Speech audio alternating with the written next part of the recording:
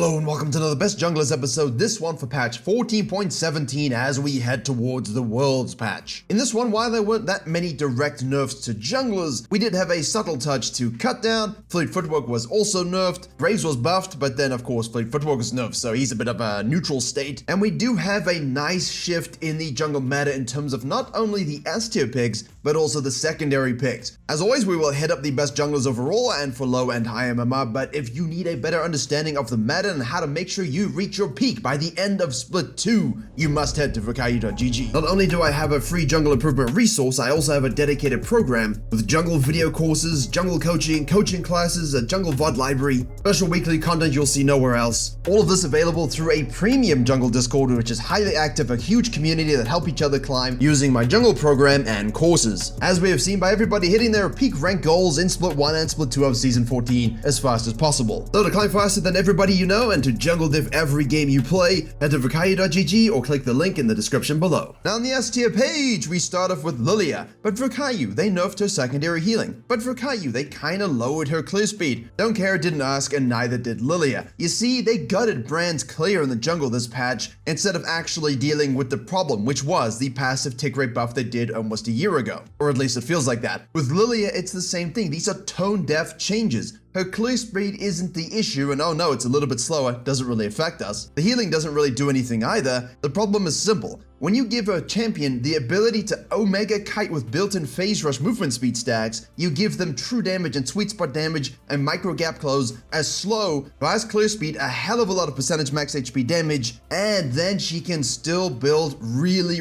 tanky. This creates an unhealthy champion dynamic. Now in higher MMR, obviously the clear speed nerfs have had a more profound effect than in general population. This just isn't going to be as potent for the 99% of players, which is kind of sometimes where you have to balance things when they're obnoxious. Lilia is obnoxious. Her damage and trading patterns and skirmishing is too powerful for the champion that she becomes later in the game. I would 100% rather face the Kha'Zix and Udyr we're going to talk about next than ever see Lilia. She maintains the permaban from me. And hopefully Riot realized they need to take a firmer hand to her percentage max HP damage or some other patterns in the kit for her to actually be something that's reasonable. Next up we have Kha'Zix, who is also in his own way a little bit unreasonable. If Bone Void can go ahead and climb that quickly with a champion, it's gotta be strong. But yeah, it really is strong. You got the Q evolves, the R evolves, the Conqueror, the Dark Harvests. The damage profile is obscene, the repositioning is obscene, and as always, he is the one true assassin that can go in and out with ease, without thinking. Pure instinctual, alien, Romulus, mega chase down destruction. That's what this champion is built for. He's perfect in this meta. He's perfect because we're not in a pure farming meta, we're not in a pure ganking meta, and death timers were nerfed, which means the more you die from him, the more he snowballs that lead in other ways. And sadly, the Predator versus Alien, while still solid, is really OTP territory, whereas Kha'Zix, you don't really need to be that to play it, and thus, there is no verse Predator, just an alien domination. And if you prefer a bit more chill in your jungling and you just want to run around with dad strength, that's what Udyr provides. You got your Leandry's builds, you do have some fighter and AD builds you can leverage, but I do suggest sticking with the Leandry's tank. It's the best way to go. I've recently swapped a few people in my coaching class on the private Discord into this champion. Well, onto this champion. I didn't turn them into Udyr's, but they're having a lot more success maximizing the kit in the ability to rush 6, scale nicely, not take too many high risks early with the new death timer meta, and obviously there's less onus on you to really force things for that snowball. Just path well, scale well, and win well. Next up we have Hecarim of the Rohirrim, and I just wanted to say that for no particular reason other than another 6-legged beast in the top 4 S tier junglers. The strangest thing about Hecarim is that he's damn strong. The win rate doesn't suggest how strong he actually is, and I'm not seeing enough of Hecarim considering how strong most believe he is. In a way, he's one of the best, but also a bit under the radar, which is good because you don't want to see too many Hecarims, especially with that mid-game farming spike. Especially because that W buff was also unnecessary and his power fisting early is a lot stronger than it should be for what he becomes later. Sound familiar? Regardless, you got great builds, a great meta, ability to rotate. You need to farm a bit more, you can do that. You should always do that, but you need to fight a bit more, you can rotate to that. 80% rule always true, and thusly your LP will arrive. Next up we have Nocturne, who again, a little bit under the radar with these flying farming level 6 tile champions. They do fist and fight really well actually. People kind of don't use them in that way enough. They're way too worried about, making sure that you're sequencing and getting grubs and getting sigs, which is of course the baseline of what you need to accomplish. But the thing is, if the map decides that you need to actually rotate and actually fight and actually,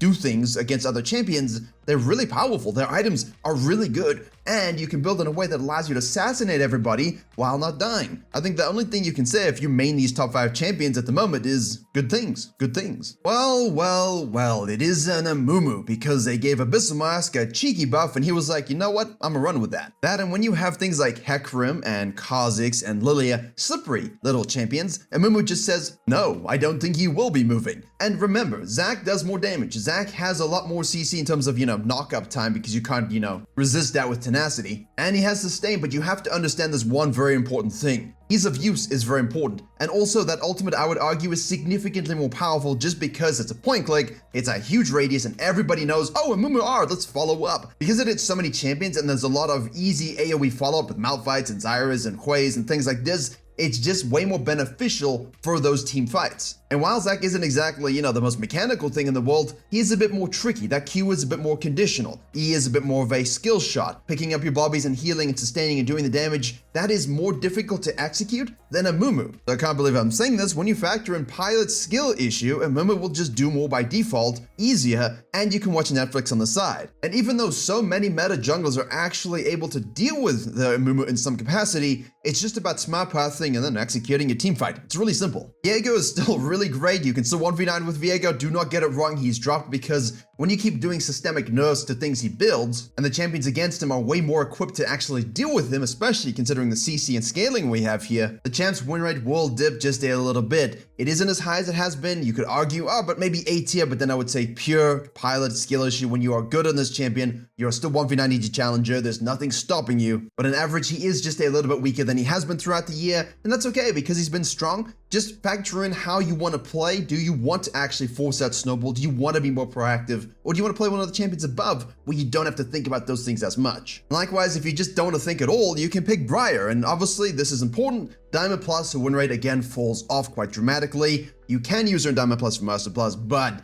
she really is the, hey, you want Diamond? Pick this. Fight a lot, fly across the map a lot, farm a lot, just run at people and kill them. Really use a champion as she's meant to be used, as a stat check healing annoyance. And now we will shimmy on over to the A tier page where the Lunar Goddess is blessing us with her annoying also stat check point click abilities. Champion is, a little bit weaker stat-wise than you would think given her strength, but her strength is absolutely undeniable. It feels like Amun has hit your face when she has a little bit of a lead and she just QEs you. Doesn't even need the R most of the time. You can even take her mid lane and dominate that way like Owner is doing in Korean solo queue. The champ is goated, the champ is simple, the champ has great items. I mean, what else can you want other than Leona? Yeah, I heard it all. Echo is weak, Echo sucks. No, he doesn't. His win rate's great, his play rate's reasonable. And when I'm talking about this A tier page, there are a lot of champions you could put here. You could argue for them, and that is a discussion we can have. But I coach a lot, and I've made a lot of content for many, many years, and these are the champions that I feel have the most carry potential in the current meta we have. I've seen many metas come and go, and Echo is one of those champions that people are sleeping on a little bit with a 1% ban rate. You got a 2.25 second stun. No, you're not gonna AFK farm sequence level 6, but once you start to scale up, once you track well, once you counter gank well, your snowball is almost a match with your point-and-click nuke that no one can ever do a Baron around because, well, who's outsmiting you? Even Nunu and Willen players can get nervous when an Echo comes over the wall with a Lichbane Death Cap and a point-and-click E-Smite combo. Bali Baba, welcome back to the A tier page. Where have you been? Well, he's been changed by Riot 1400 times. Really is more of a top laner nowadays. However, there are some new technologies floating around. The most recent video I did yesterday actually has a hugely in-depth Volibear 1v9 carry game with 27 kills in Challenger, so I advise going to watch that one. But what we're looking at here is a 3 points WQ max build variation where you either 1. Rush Cosmic into Iceborne, Spirit Visage, and Tank. You can have a Magi, or you go Shojin into Iceborne, and then you can go to tank if you like, or more fighter with Death Darts and things like this. The trick here is not to think of him as too much of a ganker. He is, but you really want to be sequencing, ATS per minute kind of thing, because your gold and experience is what allows you to keep being a champion. If you gank too much, and you mess up and you get nothing, you really do become a Winnie the Pooh variation where you're just building boring old Sundered Sky and tank or just full tank, and that's really not the bear I love. That's not the bear that I have mained for over a decade. But these other variations add a lot more spice to your carry potential, to your map control potential, to your ability to carry games. I mean, you guys cannot play him and you can ignore him, but Xin Zhao is strong, Xin Zhao is great, Xin Zhao is easy to play. He allows you to snowball, get in people's faces, long-range point-click ability, and his ganking prowess is unmatched. Death timers are higher, so make junglers dead, make laners dead, take grubs, take dragons, win games. Keep it simple, do not try and overthink it with Xin Zhao. The map pressure and your tempo control will get you wins. It's boring, but you will get wins. I used the word boring, and now I gotta talk about Jarvan and his annoying voice and weird shoulder pads. Look, Kayn is fine. Kayn is great. You can definitely go play Kayn and do your regular build paths, Blue and Rast. But interestingly, this patch's win rate has gone down because I think people are trying some weird nonsense that's not working. However, even though Kayn is great and belongs right in this slot, I cannot ignore the Jarvan win rate data over the past couple of patches. Yes, again, he is not going to be some sexy 1v9 champion, but his reliability and the passive buff a few patches ago allow him to kind of keep up a little bit in tempo with farm, but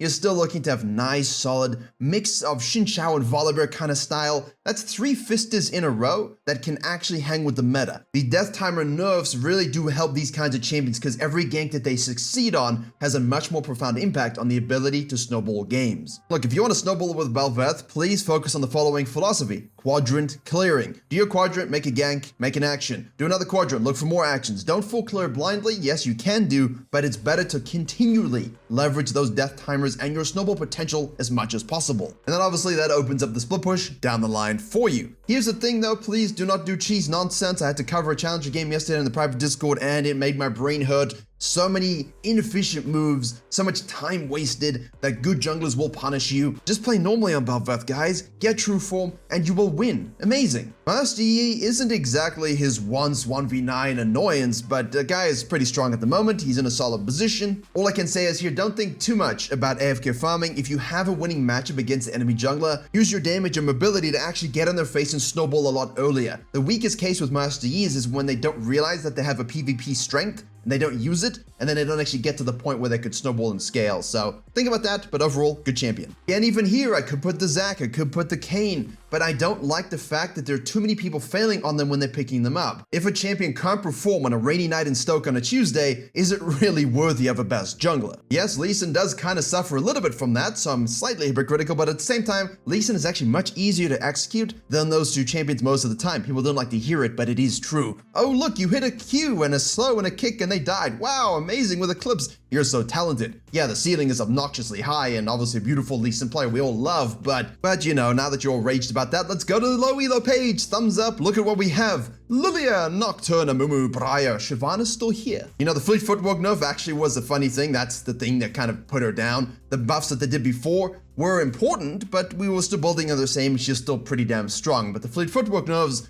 have kind of shot the dragon. She can't fight Donkey, and that's the end of it for now. Except, of course, in low elo, where kiting and healing are less important because, you know, people aren't even doing that anyway. Mercy, Warwick, and Volibaba are also amazing down here. Warwick, again, not really gonna be your Diamond Plus champion. If you like that style, I would recommend the Briar a little bit more so. Same thing, better design, more stuff in the kit. But he does perform well here, so go ahead. And onto the high elo page, Lee Sin actually looks pretty damn spicy right up here. Same with the Nidalee, the Lilia, the Kha'Zix. The Udyr has been hidden up here for a while. I've been speaking about him for a while. I've been putting him in the tier lists for a while. It's really nice to see people actually picking up on the power of the champion in this meta. You know, it never really went away. It's just a popularity contest most of the time. Here we are, so no one's complaining. Graves has been struggling, obviously, because they did just buff him a little bit, not much, a little bit, but then they nerfed Fleet, so they kind of offset. And while his win rate data isn't exemplary in high elo, the play rate mixed in with that, and of course the difficulty of execution, the champ is goated if you are in fact able to smoke a cigar, shoot a shotgun, which probably explains why Graves has a like 4 to 5% higher win rate on NA currently in Master Plus than on EU West. But other than that, as always, whatever your OTP is for high elo, if you're good at it, you will climb with it. Rangers are always great, Evelynns are doing well, but the Viego and the Bel'Veth also doing very well, of course, in general.